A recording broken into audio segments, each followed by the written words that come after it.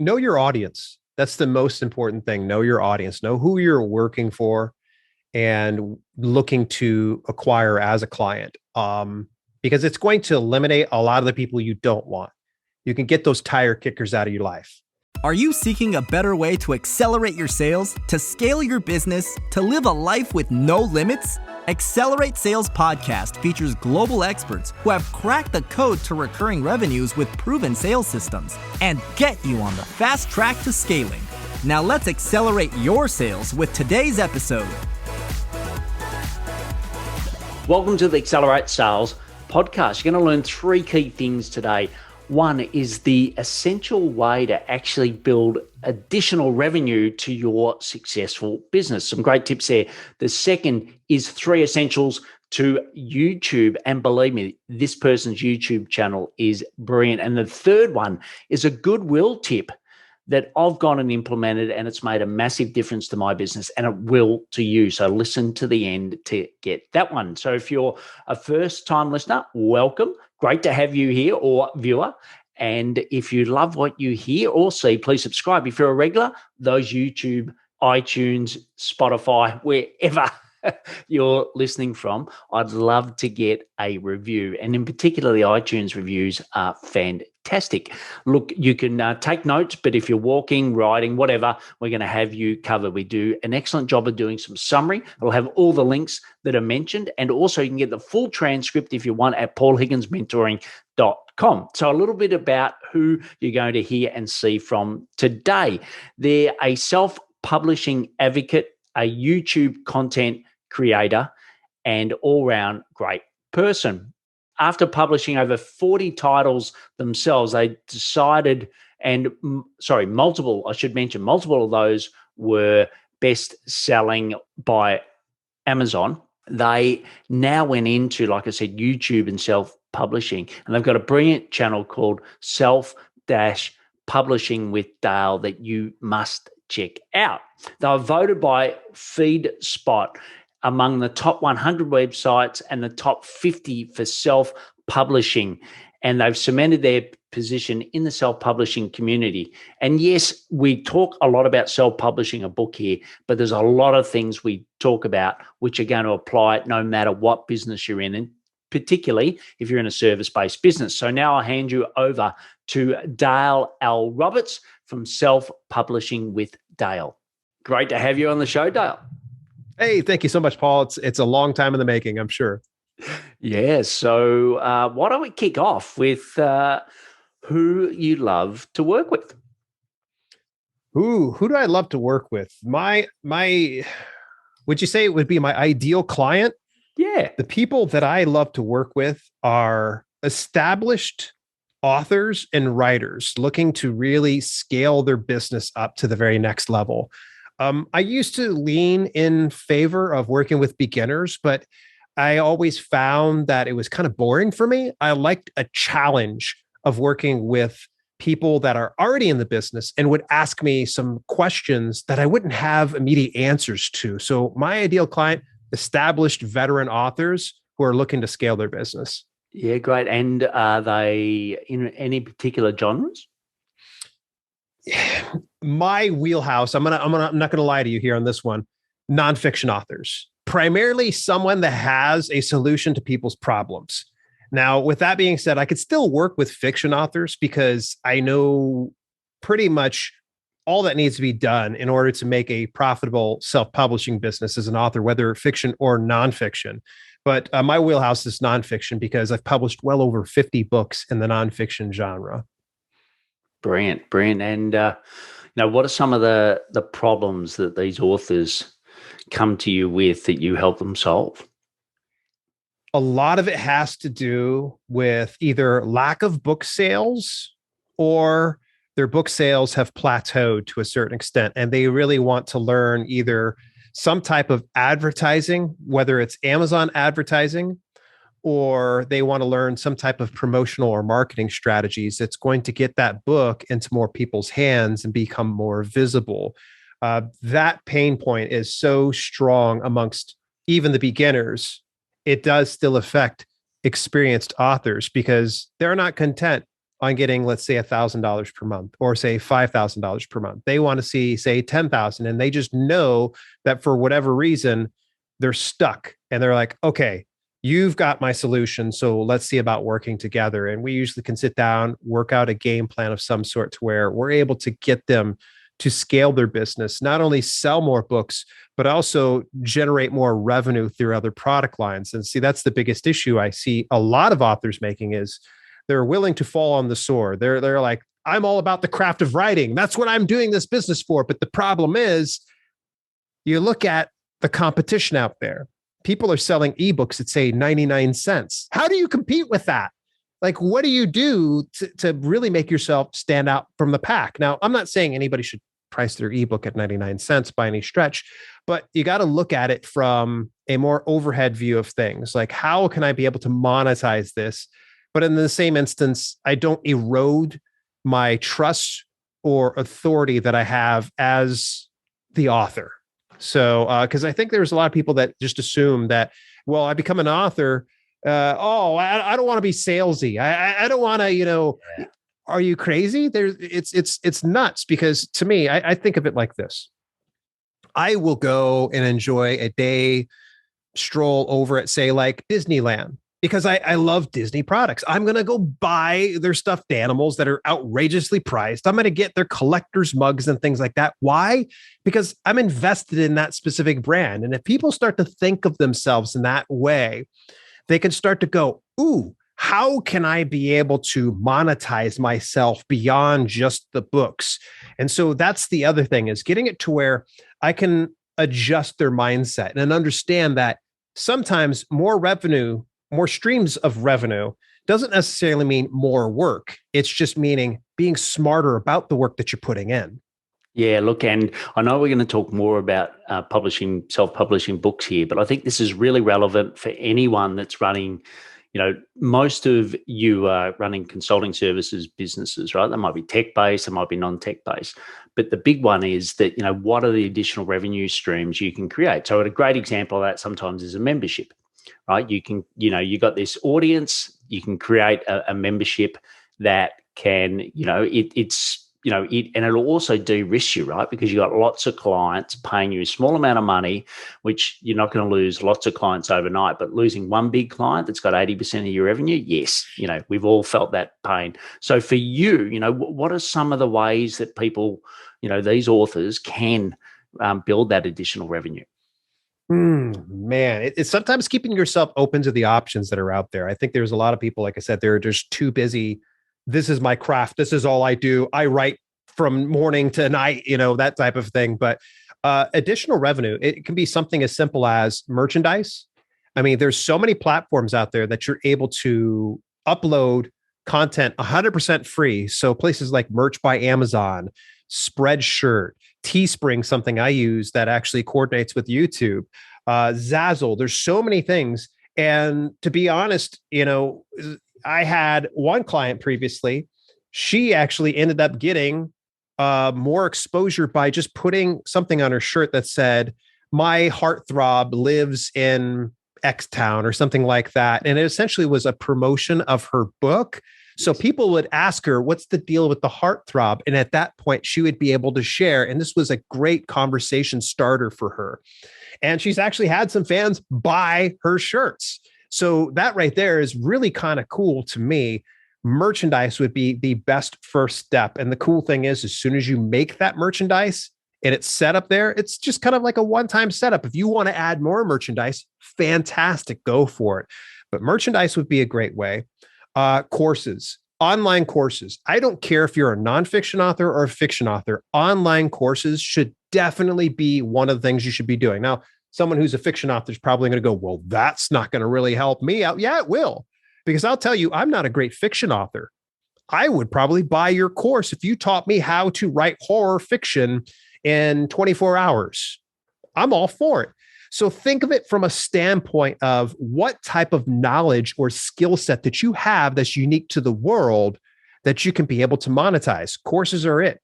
You've got consulting and any type of coaching. That's great. I always look at that as the top tier thing. You should be charging top dollar for your time.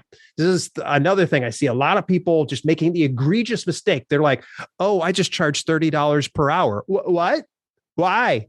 Why are you doing that? You do realize that when you sit down with this person, you're taking an hour out of your time that you would otherwise be spending over towards other portions of your business.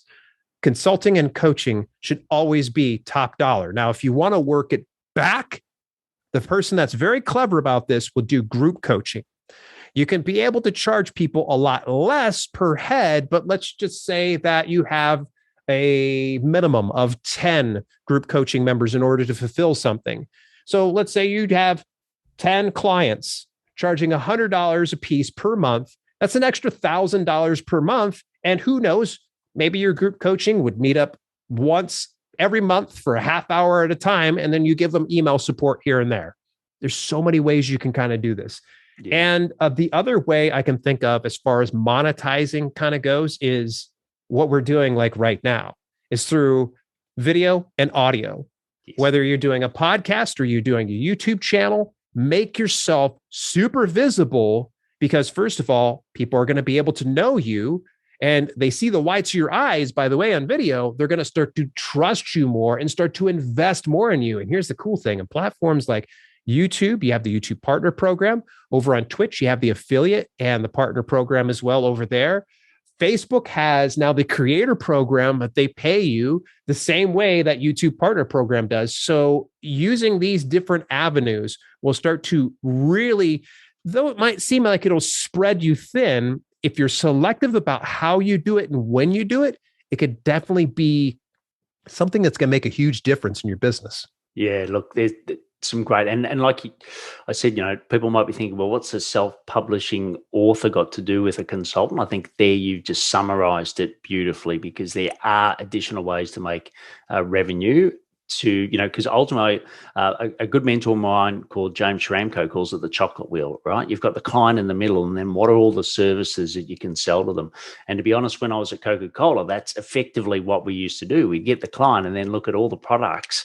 What have they got? What haven't they got? And how do we continue? Because serving the one client for a long time is, one of the most cost-effective ways to make that profit.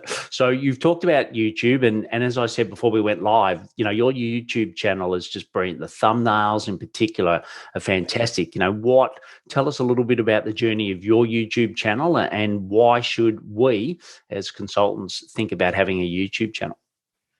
Ooh, man, I started this whole journey back in April 2016. Prior to that, I landed a couple of interviews on some bigger YouTuber channels that were handling self-publishing at the time. They've since kind of not done anything.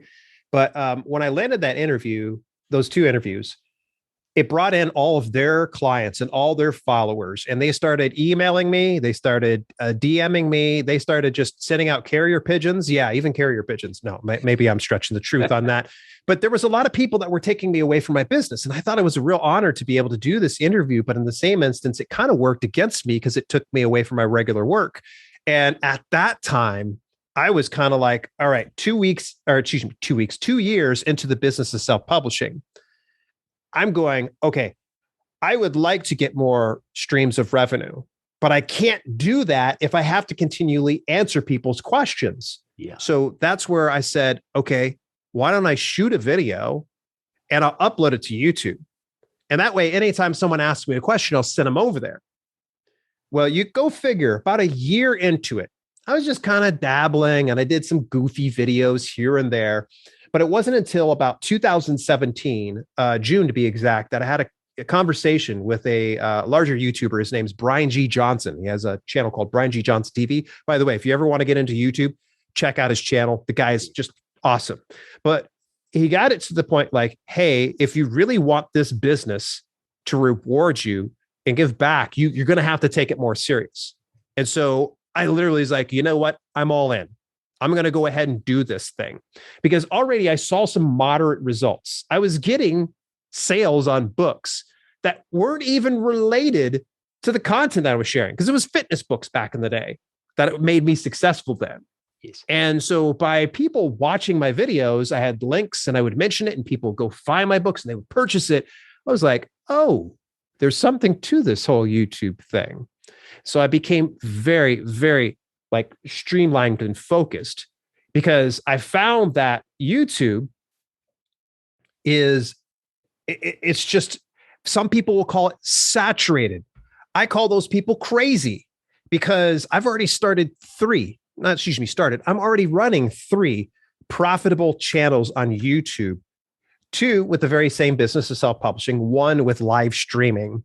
And in each of those 3 instances, I'm able to sell my products, my services, my courses, my consulting and coaching, all that type of stuff. And it all comes from a video.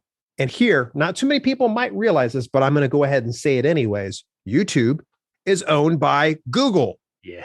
Google is the most widely used search engine online today. The second most would be YouTube. So by putting your content on YouTube, it is a great way of just search engine optimizing what you're doing and getting it to where you're going to be found a lot easier. Yeah. So you've been doing it for, over 5 years now. Like, give us some really key tips. The things that I normally think about is, how long should a video be? What are the keywords I should use? Like, just give us a little bit of a masterclass on what you've learned over the 5 years so that we can, some of us, like I've got a YouTube channel that's pretty, it's a tick in the box, to be honest. Like, if we want to double down like you have, what are some things to shortcut our journey? I think this is really pertinent to the conversation here, and I wish it was in reach here, but I want to share just a story. So that way, anybody that's kind of like holding off and they're going, this guy doesn't know what he's talking about or whatever. Good friend of mine, his name's Walter. And actually, his name's Walter Wyburn, to be exact. And Walter had struggled for years. He was following my channel. He took all the tips that he could do and such. And he reached out to me in a personal DM at one point or another and just was frustrated. He was ready to give up. He'd started up a YouTube channel. It was going nowhere fast. Then COVID comes along and it changed everything for him. Why? Because one day he decided just to take his camera. By the way, this camera shoots in 360p, 360 pixels. What? Are you kidding me? Most people have 720p or 1080p and sometimes 4K. Yeah. But he had 360p. He uploaded it and literally got hundreds of thousands of views within the course of 24 hours.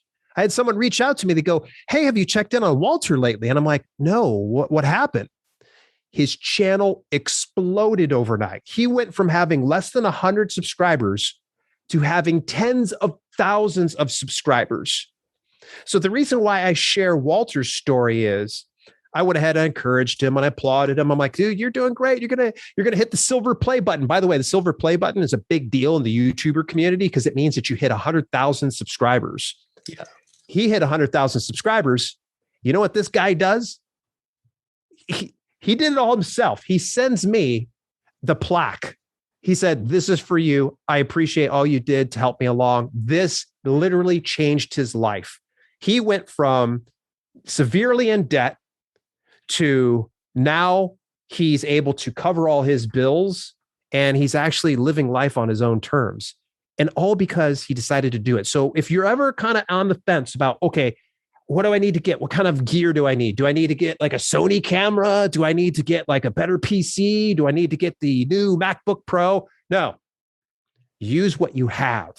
Because if there's one thing that Walter's story illustrates is it doesn't need to be perfect. His camera literally looks like, and I love you, Walter, if you happen to be watching this, his camera is very low quality, but it's the message that he shares that resonates with his audience. His vibe attracted his tribe. And he and I were having a conversation the one day. I seen in the background of his videos, he had this fancy like Canon camera on a tripod and everything. And I'm like, "Why do you have that in the background?" He goes, "I don't know how to use it."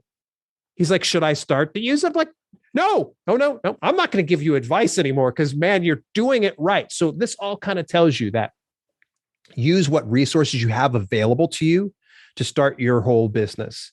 And then start to tweak as you go along. The parts that I would say are the most important is don't buy into this thing. I hear a lot of YouTubers say, like, oh, you've got to make your video 10 minutes longer or 8 minutes or longer. No, only make the video as long as it needs to be.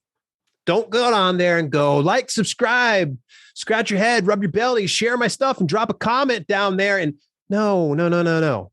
Just shoot the content, get to the point, because that's what people really want. And okay, so we've got the content dialed in, whether we're using a 360p potato quality camera or we're using a 4K camera, don't matter. We've got the content dialed in. Now, the next barrier of entry is two things. And this is something YouTube has publicly came out and said, this is the barrier of entry. It is your thumbnail and it's your title. Yeah. If your thumbnail isn't visually telling a story to the people that you potentially want to visit your video, then all is lost. And if the title doesn't help that story inside the thumbnail, then all is lost. You want to make sure those two things are really, really good as you can make it. Now, how good is good? It's all going to be a matter of perspective. I mean, honestly, you're going to need to study your niche, understand what are some of the elements that people use inside their thumbnails, and then you're going to build it from there. Now, your next question is, where do I make thumbnails and things like that? Honestly, I hire out a service called Floxy, and they do all that for me. Prior to that, though, I was doing 100% of them all myself. I do a couple of thumbnails here and there, but to be honest with you, I only do it because I enjoy doing it. But I use a free program called GIMP. Yep. But I know some other authors that use Canva. Some people use Photoshop. Some people just hire out. Like Fiverr is another great resource. But make sure if there's any amount of time you're going to spend on your video, focus more on that thumbnail and that title, because it will make a world of a difference in your discoverability and people watching your content. Yeah, look, from a survey of one, totally agree. And, like when I was doing my research, I'm looking now on my second screen and looking at some of your thumbnails, and they're absolutely sensational. So thank you. A lot of you are listening to this via audio. So, self slash hyphen. No, is it a hyphen?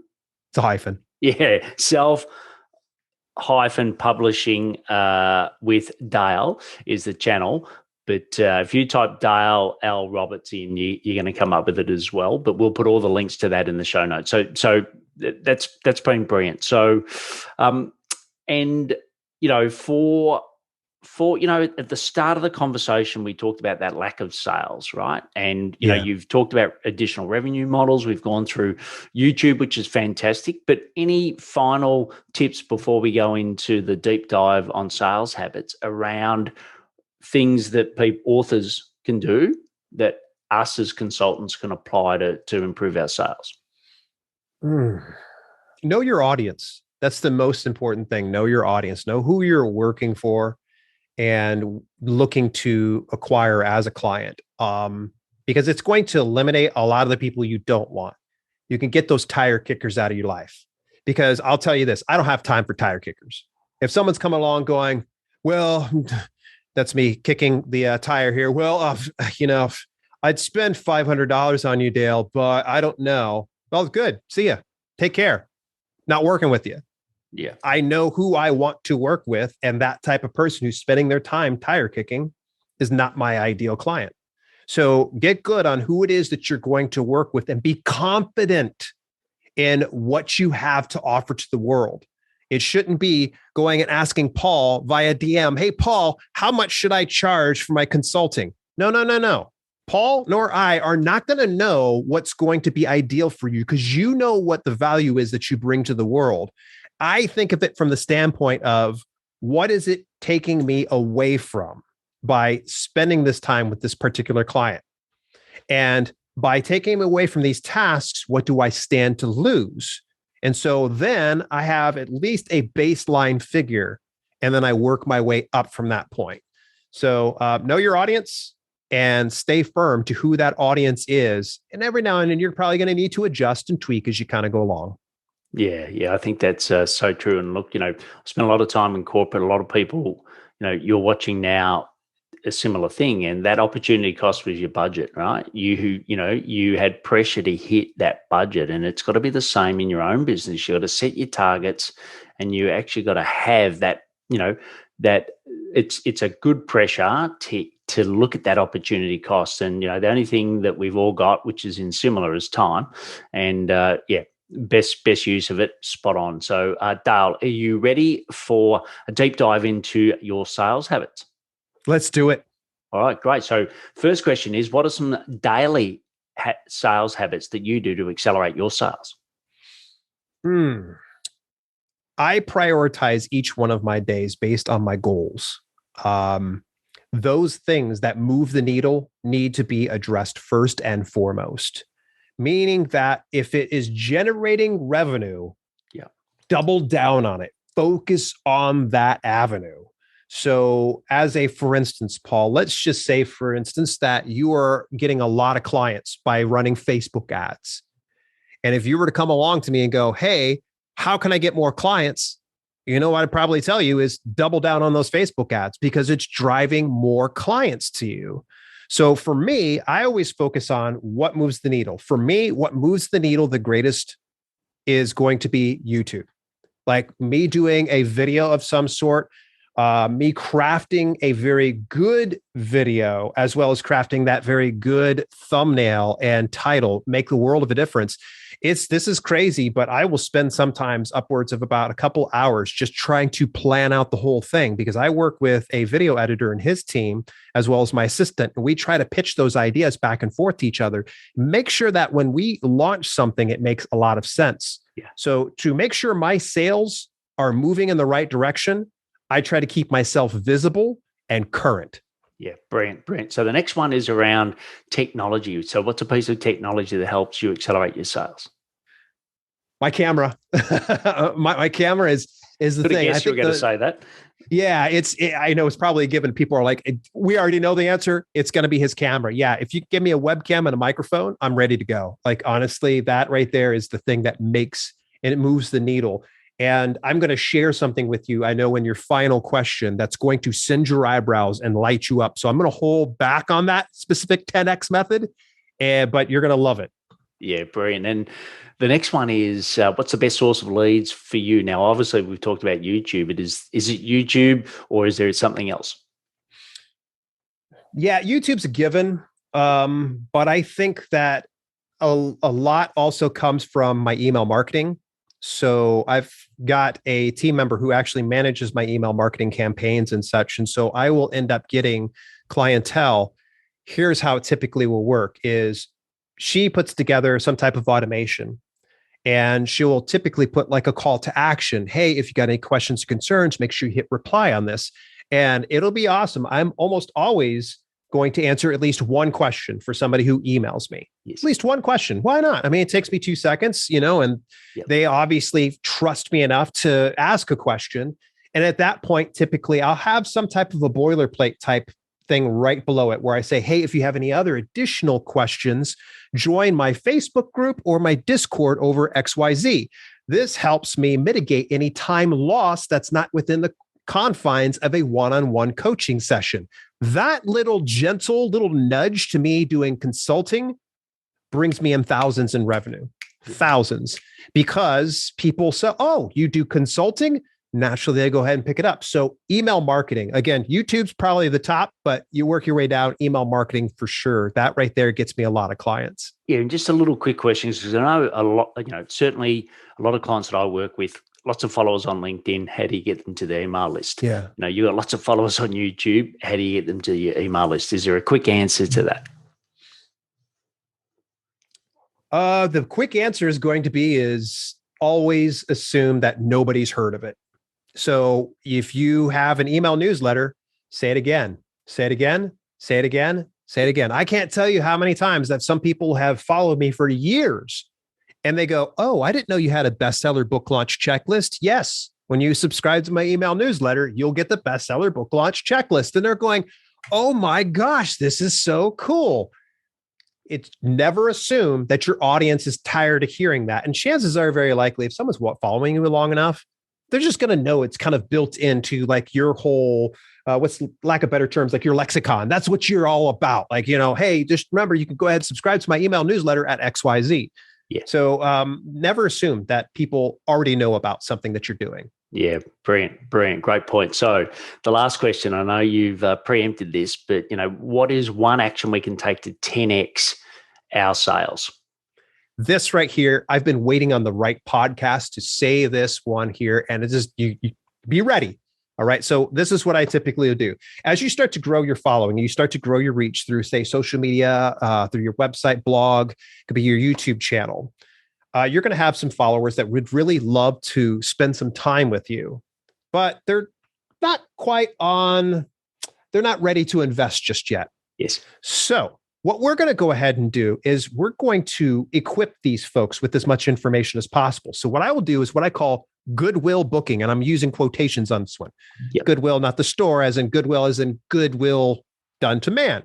And so what I will do is I will put out something publicly saying, I am going to work with everybody in a complimentary session to where I will answer all of your questions within 30 minutes. No sales, no upsells, no trick. And inevitably, people loaded up. In fact, I think the last time I did it, I had over 80 different people. I spent an entire week back-to-back appointments working with people. And what I would do is I give them 25 minutes. I would just blow them away. Once it gets to that 5 minutes till the end of the half hour, what I'll do is I'll start to do the disconnecting. And I'll say, hey, look, did you enjoy today's session? Inevitably, someone goes, absolutely. I said, can you do just one favor? And they go, name it. I will say, share this on social media, any of the points that you pick from this, and tag me. It's crazy because you'll get it on Twitter, LinkedIn, Instagram, Facebook. You get all these different testimonials of people 100% free. It's like getting advertising without having to pay for it. But you'll notice if you did your job just good enough, that at least 20% of the people, at least for me, 20% of the people will automatically into that last 5 minutes go, I want to work with you.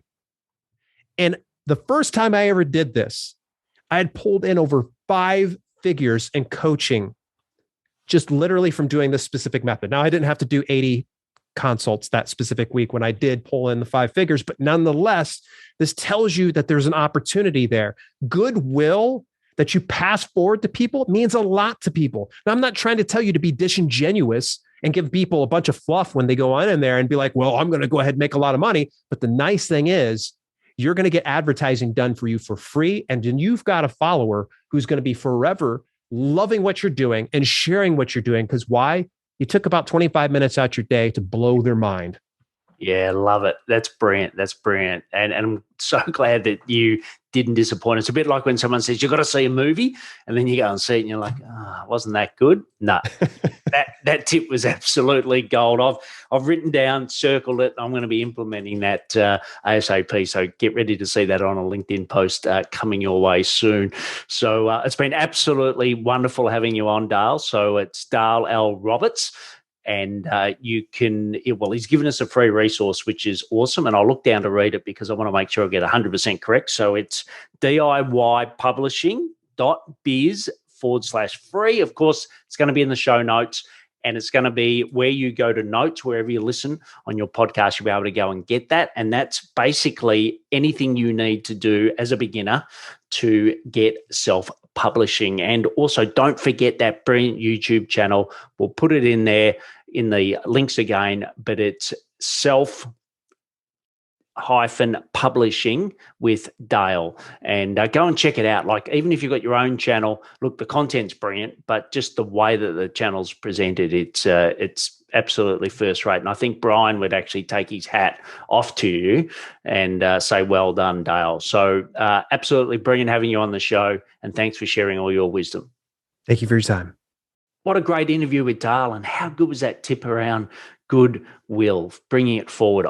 Like I said, at the start, I've actually already gone and applied that by the time that this comes out, and it's been absolutely wonderful. So definitely check that out. Also check out his YouTube channel, which is great, and look at the ways that you can share the information that you learnt from this podcast with Dale. So why don't you just pick out one key thing that you learnt and share it on socials, tag him, mention him. He's great at doing that back as well, and he'll really love it. Like I said, there is a summary of the notes that you can get and all the links.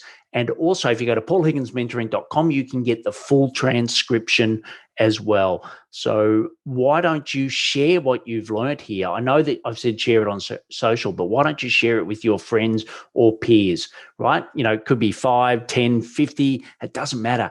Be a sales rock star to them to do that. Why don't you check out some of the solo shows? And finally, why don't you take action to accelerate your sales? I'm fired up after today's episode. What about you? But hey, before you go, learning is just one piece of the puzzle. Now it's time to put today's strategy into action. Head over now to today's show page at paulhigginsmentoring.com/podcast and share how you'll put it into action. Be sure to head over to your favorite podcast platform and subscribe, rate, and review the show. Tell me what your favorite episode is. And don't wait 1 minute more to gain access to your pulse check at paulhigginsmentoring.com. This could be the difference between struggling to get more leads and making this next quarter your best one yet.